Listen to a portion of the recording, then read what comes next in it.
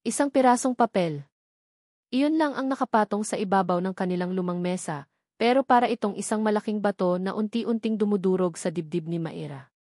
Ang mga salita ay tila sumasayaw sa kanyang paningin, malalamig at walang awa. Isang halaga na may napakaraming zero, isang halagang hindi niya kayang bilangin sa daliri ng kanyang mga kamay at paa, kahit isama pa ang sa lahat ng kapitbahay nila sa kanilang munting barangay sa Laguna. Ito na ang katapusan. Ang huling paalala. Ang pako na tuluyan ng isasara ang kabaong ng kanilang mga pangarap. Teni. Halos pabulong na tawag ni Maira sa kanyang ama. Si Mang Jose, isang lalaking dati puno ng buhay at tawa, ay nakayuko sa kanyang silya sa tapat niya.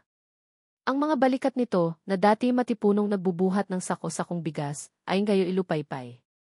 Ang mga kamay nitong magaspang dahil sa dekada ng pagtatrabaho ay nanginginig sa ibabaw ng kanyang mga tuhod. Nang mag-angat ito ng tingin, nakita ni Maira ang isang bagay na hindi pa niya nakikita kailanman sa kanyang ama, ang tuluyang pagsuko. Wala na, anak. Sinubukan ko na ang lahat, basag ang boses ni Mang Jose. Isang butil ng luha ang pumatak mula sa mata nito at bumagsak sa ibabaw ng mesa. Kinausap ko na lahat ng pwede kong utangan. Nagsanla na ako ng kung ano-anong pwedeng isanla. Pero kulang pa rin. Sobrang kulang. Naramdaman ni Maira ang panlalamig ng kanyang mga kamay habang unti-unting nanlalabo ang kanyang paningin. Ang maliit nilang bahay, ang munting tindahan na siyang bumubuhay sa kanila, ang lupang kinatitirikan nito, lahat ay mawawala. Ang bawat sulok ng bahay na ito ay puno ng alaala, ng tawa at ng simpleng kaligayahan. Ngayon, lahat ng iyon ay may presyo. Isang presyong hindi nila kayang bayaran. Ano pong gagawin natin, Tay? Tanong niya, kahit alam niyang wala ng sagot. Muling napayuko si Mang Jose, at ang katahimikan na bumalot sa kanila ay mas mabigat pa kaysa sa anumang sigaw. Ilang sandali itong hindi kumibo. Pagkatapos, huminga ito ng malalim, isang tunog na puno ng sakit at kahihiyan. May isa pang paraan, anak, sabi nito, hindi makatingin ng diretsyo sa kanya. Isang kislap ng pag-asa ang sumilay sa puso ni Maira. Ano po yun, Tay? Kahit ano gagawin ko. Magtatrabaho ako sa Maynila, kahit anong trabaho. Hindi, anak, putol nito sa kanya. Muli itong tumingin sa kanya, at sa mga mata nito, nakita ni Maira ang isang klase ng desperasyon na nakakatakot. May kondisyon ang nagpautang sa atin. Kondisyon? Anong kondisyon po? Para mabura ang lahat ng utang para manatili sa atin ang bahay at lupad. Hirap na hirap si Mang Jose na dugtungan ang kanyang mga salita. Kailangan mong pakasalan ang lalaking nagmamay-ari ng kumpanyang pinagkakautangan natin. Ang mga salitang iyon ay parang isang malakas na sampal sa mukha ni Maira. Ang hangin ay tila nawala sa kanyang mga baga. Ang kislap ng pag-asa kanina ay naging isang malamig na takot na gumapang sa buo niyang katawan. Ano po? Patawarin mo ang tatay, anak, humagulgol si Mang Jose. Wala na akong ibang maisip. Patawarin mo ako. Pakasalan? Ang salitang iyon ay umalinggaw sa kanyang isipan. Pakasalan ng isang taong hindi niya kilala? Ipagbili ang kanyang kalayaan, ang kanyang kinabukasan, para sa isang utang. Ang lalaking nagbigay buhay sa kanya, ang kanyang mapagmahal na ama, ay hinihiling ngayon na isuko niya ang kanyang sariling buhay. Ang sakit ay mas matindi pa kaysa sa takot na mawalan sila ng tahanan. Ngunit nang makita niya ang itsura ng kanyang ama, isang itsura ng pagkadurog at pagmamakaawa, isang bagay sa loob niya ang sumuko. Ito ang lalaking nag-alaga sa kanya, nagpalaki sa kanya ng mag-isa. Paano niya ito matatalikuran ngayon? Tumango siya ng dahan-dahan, ang bawat paggalaw ay parang may bigat na 1,000 libra. Hindi niya magawang magsalita. Isang tango na siyang magiging selyo ng kanyang kapalaran. Kinabukasan, lula ng isang grab, tinatahak ni Maira ang daan papuntang Makati. Bawat nagtataasang gusali na gawa sa salamin at bakal ay tila isang paalala kung gaano siya kaliit at kaiba sa mundong ito. Ang suot niyang simpleng bestida na paborito niya ay tila naging isang basahan sa gitna ng karangyaan ng syudad. Ang lamig ng aircon ng sasakyan ay nanunuot hanggang sa kanyang mga buto, ngunit mas nilalamig siya sa takot at kaba na nararamdaman niya. Huminto ang sasakyan sa tapat ng isang napakagarang hotel. Sa loob nito ay isang restaurant na tanging sa mga pelikula niya lang nakikita. Pinigilan niya ang panginginig ng kanyang mga kamay habang naglalakad papasok. Ang bawat tingin ng mga taong nakakasalubong niya ay parang isang matulis na karayom. Reservation for M. Del Fierro, sabi niya sa babaeng sumalubong sa kanya, ang boses niya ibahagyang nanginginig. Del Fierro. Iyon ang pangalan ng halimaw na lalamon sa kanyang kinabukasan. Itinuro siya sa isang lamesa sa isang pribadong sulok ng restaurant. Doon, naupo siya at naghintay. Bawat minuto ay parang isang oras. Pinaglaruan niya ang panyo sa kanyang kandungan, pakiramdam niya anumang oras ay masusuka siya.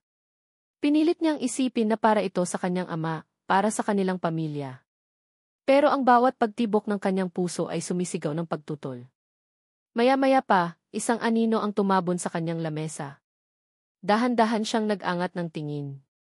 Isang lalaki ang nakatayo sa kanyang harapan. Matangkad ito at balot ng kapangyarihan ang buong katauhan. Ang suot nitong mamahaling suit ay tila hinulma sa kanyang katawan. Ngunit hindi ang damit nito o ang itsura nito ang nagpatigil sa paghinga ni Maira. Iyon ay ang mga mata nito. Malamig, matalim, at walang anumang emosyon. Pamilyar ang mukha nito. Nakita na niya ito sa mga business magazine, sa telebisyon. Si Liam Del Fierro. Ang kinatatakutang isfi ng Del Fierro Group of Companies. Isang bilyonaryo. Isang henyo sa negosyo. At ayon sa mga balita, isang taong walang puso. Umupo ito sa silyang nasa tapat niya nang hindi man lang nag-abalang batiin siya. Ang mga mata nito ay tinitingnan siya, hindi bilang isang babae, kundi bilang isang bagay. Isang numero sa isang listahan. Isang problemang kailangang solusyonan. Maira Santos, sabi nito. Hindi iyon tanong, kundi isang statement. Ang boses nito ay kasing lamig ng kanyang mga mata. Tumango lang si Maira. Walang sinayang na oras ang lalaki. Inilapag nito sa lamesa ang isang mamahaling leather folder at itinulak iyon papalapit sa kanya. Basahin mo, utos nito. Nanginginig ang mga kamay ni Maira habang binubuksan ang folder. Sa loob, hindi liham ng pag-ibig ang nakasulat, kundi isang kontrata. Isang kasunduan sa pagpapakasal. Nakasaad doon ang lahat ng mga tuntunin at kondisyon. Ang kasal ay para lamang mabayaran ang utang. Walang anumang obligasyong emosyonal. Maninirahan siya sa bahay nito. Gaganap bilang asawa nito sa harap ng publiko. Kapag naselyuhan na ang isang mahalagang business deal para kay Liam Del Fierro, ang kontrata ay maaaring tapusin. Para siyang binuhusan ng isang balding na gielong tubig. Isa lang siyang kasangkapan. Isang palamuti. Isang pansamantalang solusyon. Naintindihan mo ba? Tanong ni Liam Del Fierro, ang kanyang boses ay walang anumang bahid ng pasensya. Muli, tumango lang si Maira, hindi magawang magsalita. Pakiramdam niya ay isa siyang kaluluwang inaalok sa demonyo. Isinara ni Liam ang folder. Tinitigan siya nito ng diretso sa mga mata, ang tingin nito ay tumatagos hanggang sa kanyang kaluluwa. Walang pag-aalinlangan. Walang awa. Tanging ang lamig ng isang pinal na desisyon. Magpapakasal tayo bukas. Maging handa ka. Transaksyon. Iyon ang salitang paulit-ulit na tumatakbo sa isipan ni Liam Del Fierro habang nakatanaw siya sa nagliliwanag na syudad ng Makati mula sa kanyang opisina sa pinakatuktok ng Del Fierro Tower. Sa ibabaw ng kanyang malawak na mesa, sa tabi ng mga dokumento ng isang multimilyong pisong deal, ay nakalatag ang isa pang kontrata. Mas simple. Mas personal. At sa tingin niya, mas delikado. Ang marriage contract. Sa tabi nito ay isang maliit na litrato, ang class picture na ibinigay ng kanyang investigador. Maira Santos. Isang simpleng mukha, walang kolorete, na may mga matang tila may taglay na kung anong kalungkutan. Hindi siya ang tipo ng babaeng karaniwang nakikita sa kanyang mundo, mga babaeng balot sa diamante at peking ngiti. Si Maira ay ordinaryo. At iyon mismo ang kailangan niya. Isang solusyon. Isang paraan para matupad ang isang obligasyong matagal na niyang dinadala nang hindi na kailangang magpaliwanag pa. Pinikit niya ang kanyang mga mata at sa isang iglap, bumalik ang isang alaala na pilit niyang ibinabaon sa limot araw-araw. Isabella. Ang pangalan ay parang lason sa kanyang isipan. Nakikita pa rin niya ito, nakatayo sa ilalim ng malamlam na ilaw ng isang parking lot, ang maganda nitong mukha ay walang anumang emosyon. Sa kamay nito ay isang envelope na naglalaman ng mga kumpidensyal na papeles ng kanyang kumpanya. At ang lalaking pinagbigyan nito ay ang kanyang pinakamalaking karibal sa negosyo. Walang luha. Walang pagsisisi. Tanging ang malamig na ambisyon sa mga mata nito. It's just business, Liam, sabi nito sa kanya nang mahuli niya sila. Don't take it personally. Huwag personalin. Ang mga salitang iyon ang bumasag sa kung anumang natitirang tiwala sa puso niya. Ang pagtataksil na iyon ay halos magpabagsak sa Del Fierro Group. Pero mas malala ang idinulot nito sa kanya. Itinuro nito sa kanya ang isang masakit na leksyon, ang pag-ibig ay kahinaan. Ang tiwala ay isang imbitasyon sa pagkawasak. Mula noon, isinara niya ang kanyang puso, itinayo ang mga pader na gawa sa pera at kapangyarihan. At ngayon, ang babaeng nasa litrato ang magiging susi para tuluyan ng isara ang pinto sa nakaraang iyon. Hindi niya ito kailangang mahalin. Hindi niya ito kailangang pagkatiwalaan. Kailangan lang niya itong pakasalan. Ito ay isang kontrata, tulad ng iba pa niyang mga transaksyon. Malinaw. Walang emosyon. Ligtas. Ang kasal ay naganap sa isang maliit na opisina sa City Hall. Walang puting bestida. Walang mga bulaklak. Walang mga bisita.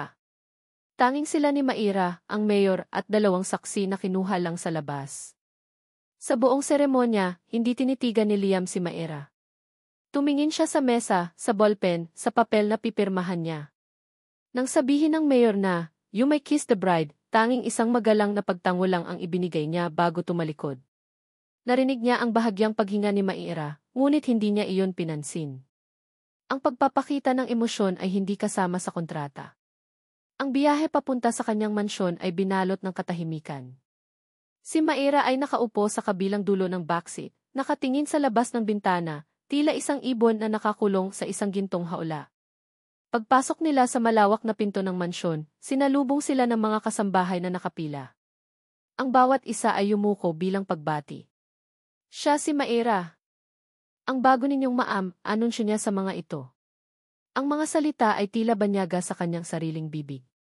Nakita niya ang pagkamangha at takot sa mga mata ni Maira habang nililibot nito ng tingin ang malawak at malamig na foyer. Ang sahig na gawa sa marmol ay kumikinang, ang matataas na kisame ay may mga naglalakihang chandelier, pero walang init. Walang buhay. Ang bahay na ito ay isang museo ng kanyang tagumpay, hindi isang tahanan. Sumunod ka sa akin, sabi niya, at nagsimula siyang maglakad paakyat sa malawak na hagdanan. Huminto siya sa tapat ng isang pinto, sa kabilang dulo ng pasilyo mula sa kanyang master bedroom. Binuksan niya ito. Isang malaking kwarto na kumpleto sa gamit, pero halatang hindi pa nagagamit kailanman. Ito ang kwarto mo, sabi niya nang hindi lumilingon. Ang lahat ng kailangan mo ay nasa loob na. May sarili kang banyo at walk-in closet. Ang mga damit mo ay ipapaayos ko na lang sa mga katulong. Naramdaman niya ang pag-aatubili ni Maira sa kanyang likuran. Hindi ba tayo? Humarap siya. Ang kasal na ito ay isang kasunduan, Maira. May mga hangganan. Ito ang sayo, sabi niya, itinuturo ang kwarto nito. At iyon ang sa akin, dagdag niya, tinuturo ang pinto ng kanyang silid sa malayo. Malinaw ba? Nakita niya ang sakit sa mga mata nito, ngunit mabilis itong napalitan ng isang tango. Isang tango ng pagsuko. Tumalikod si Liam at naglakad papunta sa kanyang opisina sa loob ng bahay. Kailangan niyang magtrabaho. Kailangan niyang kalimutan ang babaeng nasa kabilang silid. Gabi na nang matapos siya sa kanyang mga tawag. Habang naglalakad siya pabalik sa kanyang silid, narinig niya ang pagbukas ng pinto ng kwarto ni Maira. Hindi siya lumingon. Nagpatuloy siya sa paglalakad habang kinakausap ang kanyang abogado sa cellphone. Everything is settled, attorney, sabi niya sa malamig at businesslike na tono. The marriage is registered. Good to hear, sir. How is the arrangement? Tanong ng abogado. It's proceeding as planned, sagot ni Liam, habang papihit na sa pinto ng kanyang silid. She's just part of the deal. The contract is clear. Walang emosyon na kasama dito. Pagkasabi niya noon, pumasok na siya sa kanyang silid at isinara ang pinto. Hindi niya nakita ang anino ni Maira sa dulo ng pasilyo, nakatayo sa dilim, na tila isang estatwang binasag ng mga salitang narinig nito. Lumipas ang mga araw na parang mga aninong nagdaraan sa loob ng mansyon. Para kay Maira, ang bawat umaga ay pareho. Gigising siya sa isang malambot na kama sa loob ng isang napakalaking silid, mapapalibutan ng mga bagay na hindi kanya. Mag-isa siyang mag-aalmusal sa isang mahabang mesa na kayang pakainin ang isang buong barangay. Maghapon siyang maglalakad sa mga pasilyo ng bahay na parang isang multo, hindi alam kung saan siya lulugar. Ang tanging nagpapaalala sa kanya na siya ay kasal ay ang malamig na presensya ni Liam tuwing gabi. Uwi ito mula sa trabaho, diretso sa kanyang opisina, at doon mananatili hanggang hating gabi. Hindi sila nag-uusap. Hindi sila nagtitinginan. Ang tanging koneksyon nila ay ang apelyidong Del Fierro na idinugtong sa kanyang pangalan. Isang hapon, pumasok ang isang kasambahay sa kanyang silid, may dalang mga paper bag mula sa mga mamahaling bautike. Pinabibigay po ni Sir Liam, ma'am, sabi nito. Para po sa company event mamayang gabi. Nang buksan ni Maira ang mga ito, tumambad sa kanya ang isang eleganteng itim na bestida, isang pares ng sapatos na may takong na mas mataas pa kaysa sa kanyang mga pangarap, at isang maliit na clutch bag. Magaganda sila, ngunit sa paningin niya, para silang isang kasuotan para sa isang pagtatanghal. Isang uniforme. Nasa loob siya ng walk-in closet, na puno ng mga damit na hindi niya pinili, nang maramdaman niya ang unti-unting paninikip ng kanyang dibdib. Pinilit niyang isuot ang bestida. Pakiramdam niya ay isa siyang impostor. Isang batang taga-probinsya na naglalaro ng bahay-bahayan sa isang palasyo. Paano siya haharap sa mundo ni Liam? Isang mundo ng mga taong makikita ang katotohanan sa isang tingin lang, na hindi siya nababagay dito. Ang event ay ginanap sa isang grand ballroom ng isang 5-star hotel. Pagpasok pa lang nila ni Liam, lahat ng mata ay napunta sa kanila. Ang mga bulungan ay parang mga bubuyog na umuugong sa kanyang paligid. Mahigpit ang hawak ni Liam sa kanyang braso, pero ang pagkakahawak nito ay hindi para alalayan siya, kundi para tiyaking hindi siya makakatakas. Isa itong pag-aari. Smile, utos ni Liam sa mahinang boses, hindi nakatingin sa kanya. You are Dim Rex Del Fierro. Act like it. Pinilit ni Maira nang umiti, kahit pakiramdam niya ay mapupunit ang kanyang mga labi. Habang kinakausap ni Liam ang kanyang mga kasosyo sa negosyo, naiwan si Maira na mag-isa sa isang sulok, hawak ang isang baso ng juice. Inilibot niya ang kanyang paningin, namangha at natatakot sa karangyaan sa kanyang paligid. Well, look what we have here. Isang boses na matamis ngunit may bahid ng lason ang bumasag sa kanyang pag-iisa. Humarap si Maira at nakita ang isang babaeng napakaganda. Balot ito sa isang pulang bestida na tila sumisigaw ng atensyon. Ang mga alahas nito ay kumikinang sa ilaw. Pero ang ngiti nito ay hindi umaabot sa mga mata. Ikaw siguro ang bago, sabi ng babae, tinitingnan siya mula ulo hanggang paa na maihalong pandidiri. I'm Isabella Vicencio. Alam ni Maira kung sino ito. Ang pangalan ay madalas lumabas sa mga society magazine. Ang dating kasintahan ni Liam. Ang multo ng nakaraan. Maira. Santos Del Fierro, sagot niya, pilit pinatatatag ang kanyang boses. Santos, ulit ni Isabella, tila dinidilaan ang salita. Ang probinsyana na napakaswerte, di ba? Sabihin mo sa akin, anong mahika ang ginamit mo para makuha ang isa? Del Fierro. O baka naman may mas malalim na dahilan? Namula ang mukha ni Maira. Gusto niyang magsalita, ipagtanggol ang sarili, pero walang lumalabas sa kanyang bibig. Huwag kang mag-alala, hindi magtatagal yan, patuloy ni Isabella, lumapit pa ito sa kanya. Kilala ko si Liam. Madali siyang magsawa sa mga laruan. Sa pagdaan ni Isabella, sinadya nitong mabunggo ang siko ni Maira. Ang laman ng baso nitong red wine ay tumapon sa dibdib ng itim na bestida ni Maira. Oh, I'm so sorry, sabi ni Isabella, ngunit ang kanyang mga mata ay puno ng tagumpay. How clumsy of me. Napayuko si Maira, tinitingnan ang malaking pulang mansa sa kanyang damit. Naramdaman niya ang pag-init ng kanyang mga mata. Gusto niyang umiyak. Gusto niyang tumakbo palabas. Gusto niyang magtago. Is there a problem here? Isang malamig at pamilyar na boses ang pumutol sa eksena. Napatingin si Maira. Si Liam ay nakatayo sa kanilang likuran, ang mukha ay walang emosyon, ngunit ang mga mata ay matalim na nakatuon kay Isabela. Liam, darling. I was just getting to know your wife, sabi ni Isabela, ang boses ay biglang naging malambing. Nagkaroon lang ng maliit na aksidente. Hindi pinansin ni Liam ang kanyang paliwanag. Lumapit ito kay Maira, kinuha ang kamay nito at hinawakan iyon. Ang init mula sa palad ni Liam ay tila isang kuryenteng gumapang sa buong katawan ni Maira. Tumingin si Liam kay Isabela, ang kanyang mga mata ay kasing tigas ng yelo. She is Jindres del Fierro, sabi niya sa mababa ngunit may diin na boses. Show some respect. Pagkasabi noon, hinila niya si Maira palayo sa karamihan, papalabas ng ballroom at hindi na muling lumingon. Sa loob ng sasakyan, walang nagsasalita. Nakatingin lang si Maira sa labas ng bintana, ngunit ang nakikita niya ay hindi ang mga ilaw ng syudad, kundi ang eksena kanina. Ang mga salita ni Liam ay paulit-ulit na tumutunog sa kanyang isipan. She is Jindres del Fierro. Alam niyang ginawa lang iyon ni Liam para protektahan ang pangalan nito, hindi siya. Pero hindi niya mapigilan ang munting pintig ng kanyang puso. Sa unang pagkakataon, may isang taong nagtanggol sa kanya sa mundong ito. Sa unang pagkakataon, naramdaman niyang hindi siya ganap na nag-iisa. Isang maliit na kislap ng pag-asa ang sumilay sa kanyang dibdib. Kinabukasan, dahil sa matinding pagkabagot, nagpa siya si Maira na libutin ang mga parte ng mansyon na hindi pa niya napupuntahan. Dinala siya ng kanyang mga paa sa isang pasilyo na tila hindi na nagagamit. Sa dulo nito ay may isang pinto. Dahan-dahan niya itong itinulak at tumambad sa kanya ang isang lumang opisina na babalot sa alikabok. Tila ito ang dating opisina ng ama ni Liam. Habang nagpupunas ng mga libro sa isang estante, isang malaking leather-bound na album ang nahagip ng kanyang kamay. Dahil sa kuryosidad, binuksan niya ito. Puro mga lumang litrato ng pamilya Del Fierro. At doon, sa isang pahinang medyo kupas na, natigilan siya. Isang litrato ng isang batang lalaki na masayang nakakandong sa isang lalaking nakauniporme ng driver. Ang mga ngiti nila ay abot tenga.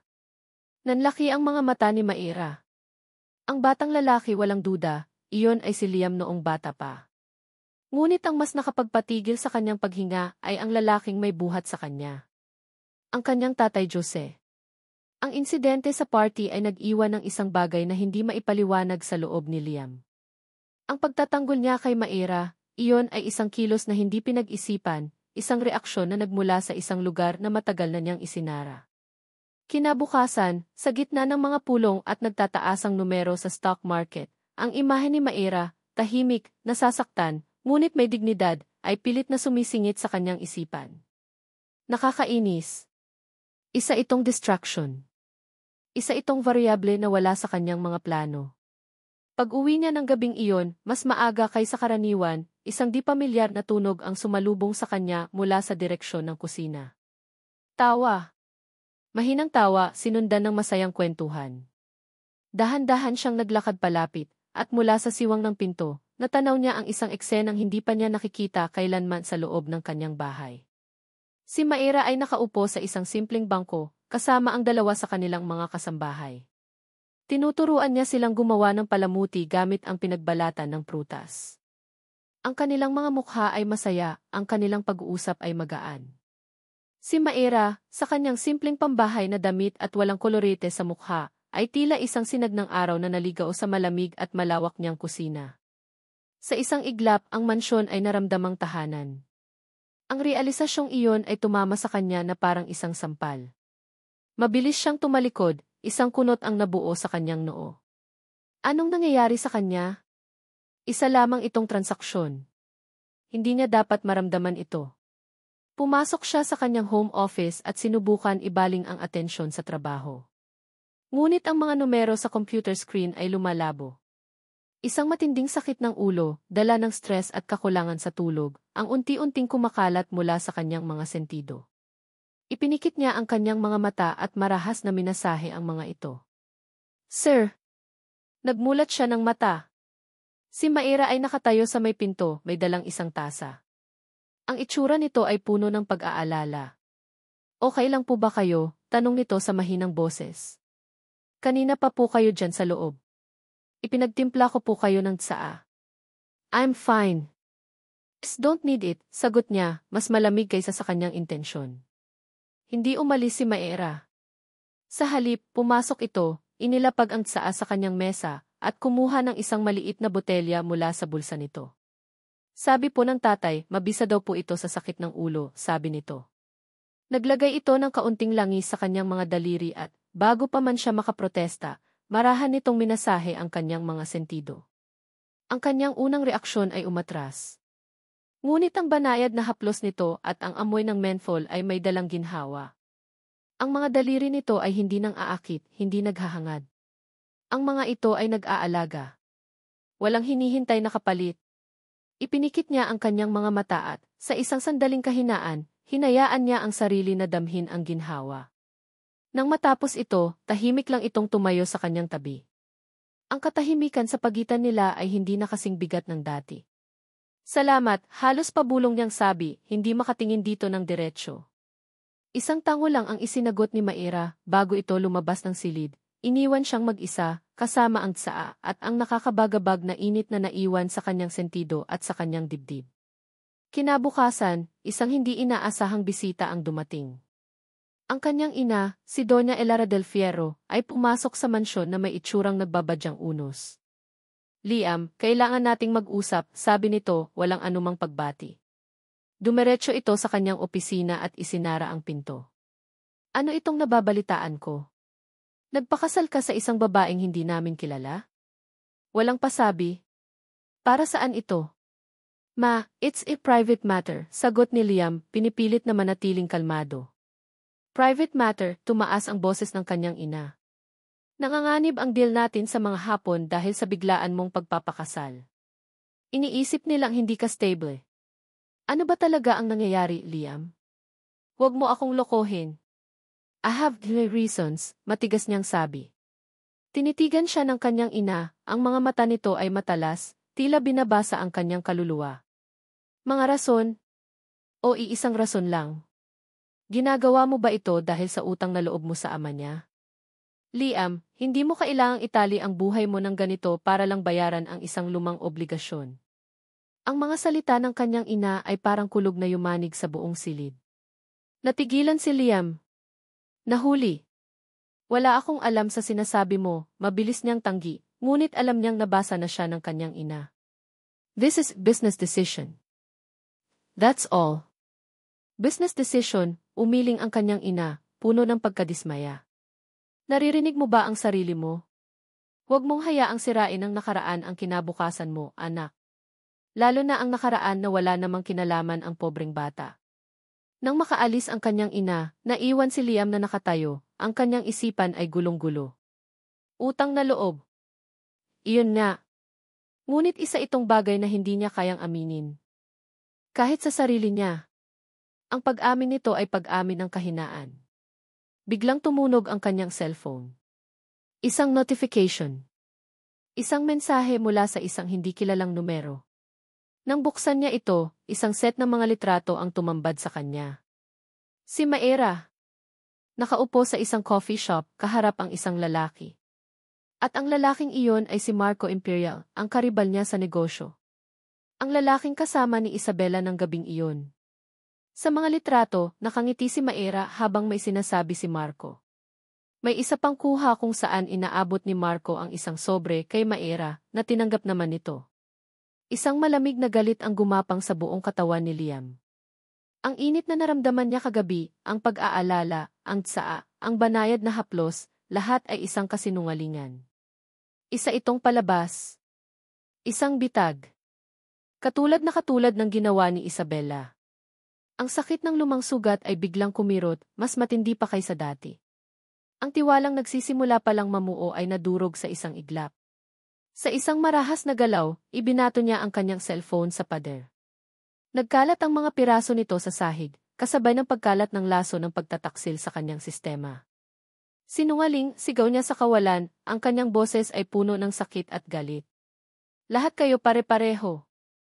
Hawak-hawak ni Maera ang kanyang cellphone. Paulit-ulit na tinitingnan ang litratong kuha niya sa lumang album. Ang kanyang tatay Jose at ang batang si Liam. Ang larawan ay isang maliit na piraso ng pag-asa sa malamig na mundong ginagalawan niya. May koneksyon. May nakaraan. Hindi lang ito basta isang kontrata. Buong araw niyang hinintay ang pagdating ni Liam. Inisip niya kung paano niya ito sasabihin. Liam, nakita ko ito. Ang tatay ko kilala ka niya. Hindi masyadong direkta. Baka isipin nito ay may iba siyang motibo. May gusto lang sana akong itanong tungkol sa isang lumang litrato, mas mabuti siguro iyon. Narinig niya ang pagdating ng sasakyan nito sa garahe. Biglang bumilis ang tibok ng kanyang puso. Ito na. Naglakad siya papunta sa may sala, handang salubungin ito, handang buksan ang isang pinto sa pagitan nilang dalawa. Ngunit ang pumasok sa pinto ay hindi ang Liam na dahan-dahang nagbabago. Ang pumasok ay isang bagyo. Malakas na bumukas ang pinto, tumama ito sa pader at lumikha ng isang nakakatakot na kalabog. Si Liam ay nakatayo roon, ang kanyang dibdib ay mabilis na tumataas-baba, ang kanyang mukha ay nababalot ng isang galit na hindi pa nakikita ni Maira kailanman. Ang mga mata nito ay nag-aapoy. Liam, nautal niyang tanong, na paurong ng isang hakbang. Hindi ito sumagot. Naglakad ito papalapit sa kanya, at sa bawat hakbang nito ay tila nayayanig ang sahig. May ibinunot ito mula sa bulsa ng kanyang coat at marahas na inihagis sa coffee table sa kanilang pagitan. Isang cellphone. Ang screen nito ay basag, ngunit malinaw pa rin ang mga litratong nakabukas dito. Ang mga litrato niya. Sa isang coffee shop. Kasama ang isang lalaki. Napatingin siya mula sa cellphone papunta sa mukha ni Liam. Ang kanyang isipan ay blanko. Hindi niya maintindihan. Ano-ano ito? Huwag kang magkunwari na hindi mo alam, sigaw ni Liam, ang boses nito ay umalingaw sa buong kabahayan. Magaling! Napakagaling mong umarte, Maira. Ang pagiging mahinhin, ang pagiging maawain lahat pala ay isang malaking palabas. Hindi ko maintindihan ang sinasabi mo, sabi ni Maira, ang kanyang boses ay nanginginig sa takot at pagkalito. Hindi mo maintindihan? Dinampot ni Liam ang cellphone at itinutok sa mukha niya. Si Marco Imperial. Ang karibal ko. Gaano ka nakatagal nagtatrabaho para sa kanya? Ano ang ipinangako niya sa'yo? Mas malaking halaga kaysa sa ibinayad ko para sa utang ng pamilya mo. Ang bawat salita ay parang isang suntok sa kanyang sikmura. Ginagumit ka lang niya. Hindi totoo yan, na isatinig niya sa wakas. Nagkita kami dahil may gusto siyang itanong tungkol sa isang lumang lupa sa probinsya namin. Hindi ko alam na siya iyon. At ang sobrang iyan ang bayad niya sa kape. Tumanggi ako pero ipinilit niya. Kasama ba sa usapan ninyo tungkol sa lupa ang mga sikreto ng kumpanya ko? Putol ni Liam sa kanya, ang kanyang mukha ay isang maskara ng pagkasuklam. Parehong-pareho kayo. Akala ko iba ka. Akala ko pero isa ka lang din pala sa kanila. Isang sinungaling. Isang taksil. Katulad ka ni Isabella. Ang pangalan ni Isabella, na binigkas ng may kasamang ganitong klaseng galit, ang siyang tuluyang bumasag sa puso ni Maira. Ang munting pag-asa na kanyang inipon, ang munting init na kanyang naramdaman, lahat ay naglaho, napalitan ng isang nagielong sakit. So, ganito pala ang tingin nito sa kanya. Isang anino ng nakaraan. Isang kopya ng babaeng sumira dito. Hindi na siya sumagot.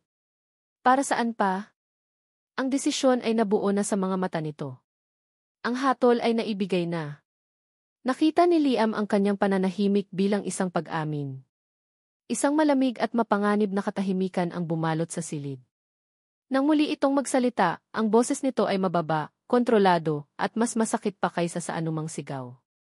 Umalis ka sa bahay na ito. Natigilan si Maira. Ang kanyang paghinga ay huminto. Ano? Tumingin ito sa kanya, ang mga mata ay walang anumang bakas ng awa. Hindi mo na kailangang umarte. Tapos na ang palabas. Kunin mo ang mga gamit mo at umalis ka. Ngayon din ni. Isang butil ng luha ang pumatak mula sa kanyang mata, sinundan ng isa pa. Ngunit hindi ito umiyak ng malakas. Ang sakit ay masyadong malalim para sa mga hikbi. Isang tahimik na pagtanggap sa kanyang pagkatalo. Tumango siya. Tumalikod siya at naglakad paakyat ng hagdan. Hindi niya kinuha ang mga mamahaling damit. hindi niya kinuha ang mga alahas. Dumiretso siya sa kanyang kama, kinuha ang kanyang lumang handbag, ang tanging bagay na dala niya noong unang araw niya dito, at muling bumaba. Dinaanan niya si Liam na parang hindi ito nag-exist. Nang buksan niya ang pinto, isang malakas na buhos ng ulan ang sumalubong sa kanya, tila nakikidalamhati sa kanyang wasak na puso. Hindi siya lumingon. Naglakad siya palayo sa mansyon, palayo sa buhay na akala niya ay nagsisimula ng magkaroon ng kahulugan. Bawat patak ng ulan sa kanyang balat ay malamig, ngunit mas malamig ang yelong bumabalot sa kanyang puso. Hindi niya alam kung paano siya nakarating sa terminal ng bus. At hindi niya alam kung paano niya natiis ang mahabang biyahe pabalik sa Laguna, basang-basa at nanginginig sa lamig. Nang makarating siya sa harap ng kanilang maliit na bahay, hating gabi na. Bago pa man siya makakatok, biglang tumunog ang kanyang cellphone. Isang pamilyar na numero. Ang kapitan ng kanilang barangay. Maera! Nasaan ka? Ang boses sa kabilang linya ay puno ng pagkasindak. Nandito na po ako sa labas ng bahay, Kap, bakit po? Isang sandaling katahimikan na sinundan ng mga salitang tuluyang gumuho sa kanyang mundo. Maera! Ang tindahan! Ang tindahan ninyo! Nasusunog! Ang katahimikan. Iyon ang parusang hindi inaasahan ni Liam. Matapos niyang palayasin si Maera, inasahan niyang babalik ang kontrol, ang kaayusan, ang malamig na kapayapaan ng kanyang mundo. Ngunit ang bumalik ay isang katahimikang nakakabingi. Ang bawat sulok ng mansyon ay sumisigaw sa pagkawala nito. Ang amoy ng tsaa sa kanyang opisina, ang anino nito sa pasilyo, ang tunog ng mahinang tawa mula sa kusina, lahat ay multong bumabagabag sa kanya. Nakatayo siya sa dilim ng kanyang silid, hawak ang isang baso ng mamahaling whiskey. Pangatlong baso na niya, pero hindi siya tinatablan ng alak. Ang tanging nakikita niya sa tuwing ipipikit niya ang kanyang mga mata ay ang itsura ni Maera, bago ito tumalikod, ang mga matang puno ng sakit, hindi dahil sa galit, kundi dahil sa pagkawasa. Ang tahimik nitong pagtango ay mas matalas pa kaysa sa anumang isinumbat sa kanya. Parehong-pareho kayo. Ang mga salitang sinabi niya ay umuulit sa kanyang isipan, hindi bilang isang akusasyon, kundi bilang isang tanong. Talaga ba? Isang katok sa pinto ang pumutol sa kanyang pag-iisip. Sir! Boses ni David, ang kanyang pinagkakatiwalaang pinuno ng seguridad. I'm busy, sagot ni Liam, ayaw maistorbo sa kanyang pagdurusa. Sir, I insist. This is urgent. Tungkol po ito kay Ma'am Maera. Ang pagbanggit sa pangalan nito ay nag-alis sa kanya sa pagkakatulala. Dahan-dahan niyang binuksan ang pinto. Si David ay nakatayo roon, ang kanyang mukha ay seryoso, may hawak na isang tablet. What is it? Tanong ni Liam. Sinunod ko po ang utos ninyo na imbestigahan si Ma'am Maera at ang koneksyon niya kay Miss Imperial, paliwanag ni David. Pero may iba po akong nakita. Ipinakita ni David ang tablet. Isang audio file ang nakabukas.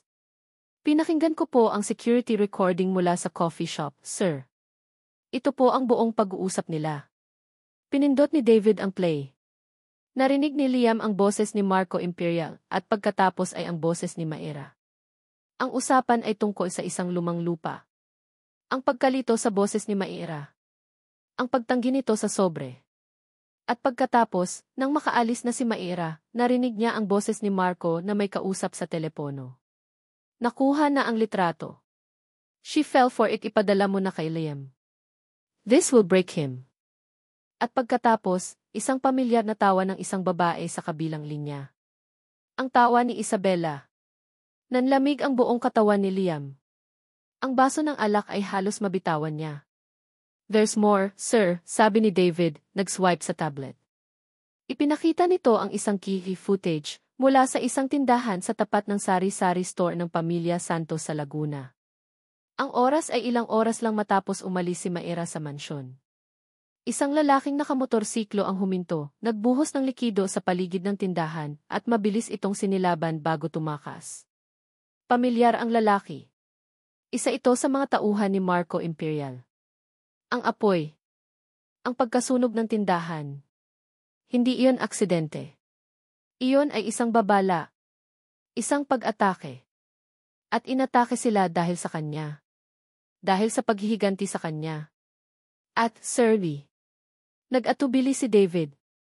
Habang tinitingnan ko ang background ng pamilya ni Maam, may isang file na patuloy na lumalabas. Ang lumang file tungkol sa kidnapping incident ninyo noong bata pa kayo. I think you need to see this again. Inabot ni David ang isang folder. Ang luma at halos nalimutan na niyang file.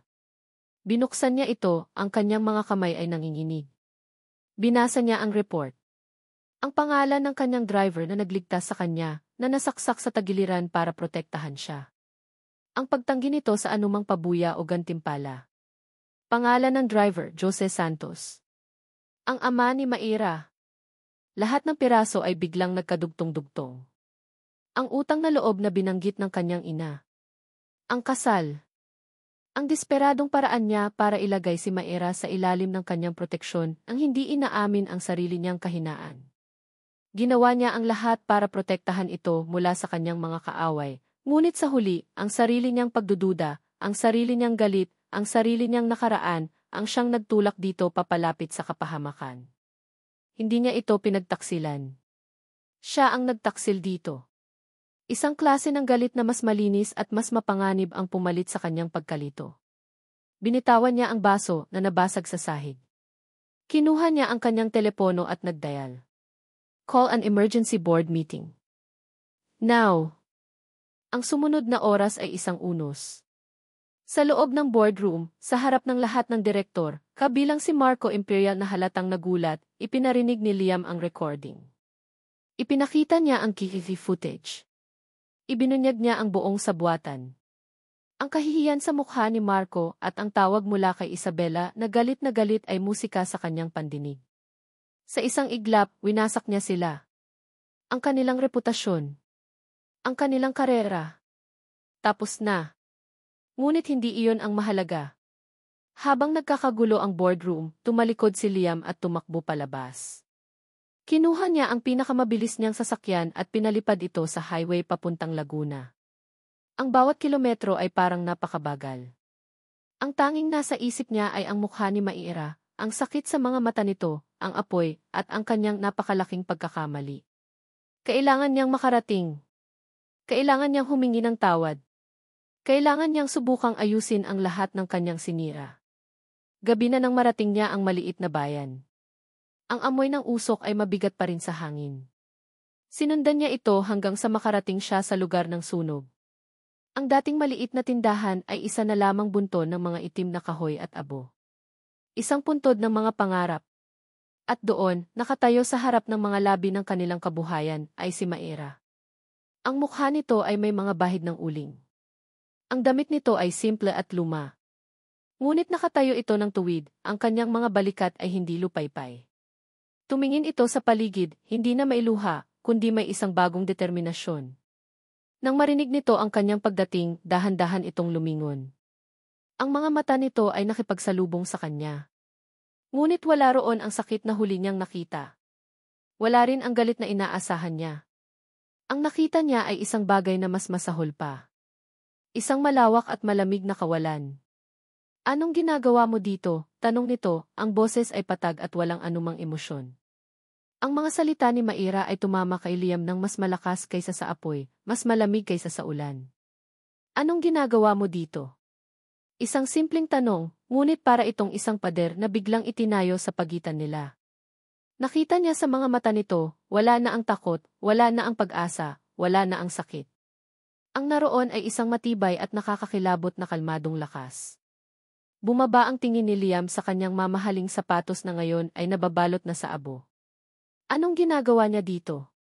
Ang SC ng Del Fierro Group nakatayo sa gitna ng mga labi ng isang buhay na siya mismo ang tumulong sirain. Hindi niya magawang huminga. Maira, nagsimula siya, ang boses ay basag. Ako di. Walang lumabas na salita. Paano niya sisimulan? Ang isang sorry ay parang isang insulto. Masyadong mura, masyadong maliit para sa pinsalang idinulot niya. Kaya't ginawa niya ang tanging bagay na naiisip niya. Ikinuwento niya ang lahat. Nagsimula siya sa isang hapon, maraming taon na ang nakalipas. Ang takot ng isang batang lalaki sa loob ng isang van. Ang pagsulpot ng isang matapang na driver. Ang sakit ng isang saksak na hindi para sa kanya. Ikinuwento niya kung paano tinanggihan ni Mang Jose ang lahat ng pera, ang bahay, ang anumang gantimpala, at tanging sinabi, trabaho ko lang po na protektahan kayo, sir. Utang na loob, bulong ni Liam, ang mga salita ay puno ng kahihiyan. Isang utang na loob na hindi ko alam kung paano babayaran. Nang malaman kong pinupuntirya ka na ng mga kaaway ko para saktan ako, natakot ako, Maira. Natakot ako na baka may mangyari sa'yo, sa pamilya mo. At sa sobrang arugante ko, ang tanging naisip kong paraan para protektahan ka ay ang itali ka sa akin. Ang ikulong ka sa isang kasal. Tumingin siya sa mga mata nito, ipinapakita ang lahat ng kanyang pagkakamali. Ang kontrata, ang pagiging malamig ko, lahat iyon ay isang tangkang pagprotekta. Isang tangkang pagbabayad ng utang. Sinubukan kitang protektahan mula sa mga kaaway ko, pero ang hindi ko nakita, ang totoong kalaban ay ang sarili kong nakaraan. Ang sarili kong takot na mapagkanulo ulit. Patawarin mo ako, Maira. Hindi dahil sa galit ko. Patawarin mo ako dahil sa naging duwag ako. Patawarin mo ako dahil hindi kita pinagkatiwalaan. Habang nagsasalita si Liam, dahan-dahang na proseso ni Maira ang lahat. Ang iutang ki na sumira sa kanyang mga pangarap ay hindi pala isang kahihiyan, kundi isang karangalan. Ang kasal ay hindi isang parusa, kundi isang baluktot na pag-aalala. Ngunit ang katotohanan ito ay hindi isang gamot na agad nagpapagaling ng sugat. Sa halip, isa itong asin na humahapdi sa sugat sa ibang paraan. Kaya pala, bulong niya sa sarili. Ngayon niya lang naintindihan. Tumingin siya kay Liam, at sa unang pagkakataon, nagsalita siya ng may bigat at linaw. Ang sakit, Liam, ay hindi dahil sa galit ka. Ang sakit ay dahil hindi mo ako nakita. Isang bagay lang ang nakita mo, isang problema, isang obligasyon. Hindi isang tao. Naramdaman ni Liam ang bawat salita na parang isang sampal. Totoo. Lahat ay totoo. Alam ko, mahina niyang sagot. Pero handa akong gawin ang lahat para ipakita sa iyo na nagkamali ako. Sabihin mo lang. Kahit ano. Tumingin si Maira sa mga nagkawasak-wasak na labi ng kanilang tindahan. Ito ang puso ng kanilang pamilya. Ito ang pangarap ng kanyang ama. Tumingin siyang muli kay Liam. Gusto mong ayusin ito. Tumango si Liam, puno ng desperasyon. Kung gayon, patunayan mo, sabi ni Maira. Hindi sa pera. Sa gawa. Kinabukasan, ang mga kapitbahay ay nagulat nang makita ang isang mamahaling sasakyan na nakaparada sa kanilang kalye. Ngunit mas nagulat sila nang makita ang lalaking bumaba mula rito. Si Liam Del Fierro, nakasuot ng simpleng pantalon at t-shirt, ay nagsimulang magbuhat ng mga sunog na kahoy at yero kasama si Mang Jose. Walang nag-utos sa kanya. Walang nagsabi. Kusa niyang ginawa. Sa una, siya ay naiilang at halatang hindi sanay sa pisikal na trabaho. Ang kanyang mga kamay, na sanay humawak ng ballpen at mga papeles, ay nagasgasan. Ang kanyang likod ay sumakit. Pinagpawisan siya sa ilalim ng araw. Pinapanood siya ni Maira mula sa malayo. Walang salita, tanging mga mata lamang ang nagmamasid. Nakikita niya ang pagod, ngunit nakikita rin niya ang determinasyon. Isang hapon, habang nag-aalis sila ng mga pako sa isang piraso ng kahoy, kinausap ni Mang Jose si Liam. Alam mo, iho, sabi ng matanda. Ang tiwala, parang bahay yan. Madaling sirain pero matagal itayo ulit. Kailangan mo ng pasensya at matibay na pundasyon. Tumingin si Liam sa matanda, puno ng respeto. Alam ko po. At handa po akong maghintay kahit gaano katagal. Nagpatuloy ang mga araw. Si Liam ay umuuwi sa Maynila tuwing gabi para sa mga mahahalagang pulong, ngunit bumabalik siya tuwing umaga sa Laguna, mas maaga pa kaysa sa mga trabahador. Dala-dala niya hindi ang pera, kundi ang pagkain para sa mga tumutulong. Nakikisalo siya sa kanila sa tanghalian, nakikinig sa kanilang mga kwento. Isang araw, habang nagbubuhat si Liam ng isang sako ng semento, isang maliit na pako ang bumaon sa kanyang palad. Napamura siya sa sakit. Mabilis na lumapit si Maira, hindi dahil sa utos, kundi dahil sa likas na pag-aalala. Kinuha niya ang kamay ni Liam. Patingin. Gamit ang isang malinis na bimpo at first aid kit, marahan niyang nilinis ang sugat at tinanggal ang pako. Ang kanilang mga kamay ay magkadikit. Ang kanyang haplos ay banayad. Isang eksenang pamilyar, ngunit ngayon ay may ibang kahulugan. Walang kontrata. Walang pagkukunwari. Tanging dalawang taong nagsisimulang maghilom. Nang matapos niyang lagyan ng benda ang sugat, hindi agad binitiwan ni Liam ang kanyang kamay. Tinitigan niya si Maira, ang kanyang mga mata ay puno ng pagsusumamo at isang bagay na mas malalim pa. Maira, sabi niya. Hayaan mo akong bumawi. Hayaan mong itayo nating muli ito. Na magkasama. Tinitigan ni Maira ang kanilang magkahawak na kamay. Ang magaspang na kamay ng sihi at ang kamay niyang sanay sa pagtatrabaho. Sa wakas, tumango siya. Ngunit bago pa man makangiti si Liam, nagsalita siyang muli, ang kanyang boses ay matatag at malinaw. Pero sa isang kondisyon, sabi niya. Hindi na ako ang babaeng sunod-sunuran lang. Maging partner tayo, hindi amo at alipin. Isang malawak na ngiti, ang unang totoong ngiti na nakita ni Maira, ang sumilay sa mga labi ni Liam. Partner, ulit niya, na para bang iyon ang pinakamagandang salita sa buong mundo. Lumipas ang ilang buwan. Ang dating bunto ng abo ay isa na ngayong maliwanag at bagong pinturang tindahan. Mas malaki ito ng kaunti kaysa dati, na may maliit na espasyo para sa isang cave. Ang araw ng muling pagbubukas ay masaya, puno ng mga kapitbahay at kaibigan. Sa gitna ng lahat, magkatabing nakatayo sina Maira at Liam. Hindi na sila nakasuot ng mga damit para sa trabaho, kundi mga damit para sa selebrasyon. Si Maira, sa kanyang simpleng bestida, ay nagniningning. Si Liam, sa kanyang suot na polo, ay mukhang mas magaan at mas masaya kaysa kailanman. Pinanood nila ang mga taong pumapasok at bumibili. Ang tunog ng tawanan at pag-uusap ay pumuno sa lugar. Tumingin si Maira kay Liam. Tumingin din si Liam sa kanya. Ang kanilang mga ngiti ay totoo, walang halong pagkukunwari, puno ng isang pagmamahal na itinayo, hindi sa mga kontrata o utang, kundi sa pagpapatawad, respeto, at isang pundasyong sinubok ng apoy. Huminga ng malalim si Liam, tila tinatanaw ang kanilang bagong simula. So, sabi niya, habang nakatingin kay Maira na may mapaglarong kislap sa kanyang mga mata. Ano ang unang plano ng business partner ko? Ngumiti si Maira.